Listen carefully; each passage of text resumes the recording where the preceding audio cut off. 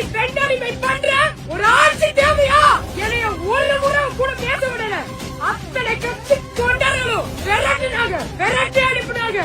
மக்களே பெண்களே உங்ககிட்ட தயவு செஞ்சு கேட்டுக்கிறேன், பெண்ணடிமை பண்ற ஒரு அரசாங்கம் உங்களுக்கு தேவையா யோசிச்சுக்கோங்க. தோத்துருவோனே தொகுதி விட்டு ஓடி போடுறாரு. இன்னைக்கு தைரியமா உங்க முன்னாடி வந்து கேள்வி கேட்டுட்டு இருக்காரு.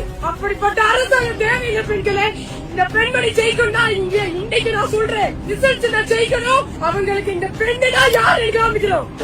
கோயம்புத்தூர் சம்பவம் வந்து தமிழ்நாட்டை ஒரு பரபரப்பாக்குது.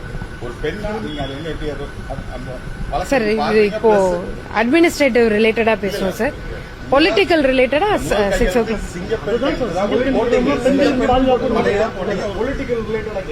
பாலியல் சம்பந்தமா நடந்திருக்கிறதுனால ஒரு பெண் என்ற முறை நீங்க அந்த வழக்கு எப்படி பாக்குறீங்க? அதுக்கு என்ன மாதிரியான நடவடிக்கை எடுத்துருக்கீங்க உங்க அரசு, தாவேக்கா அரசு?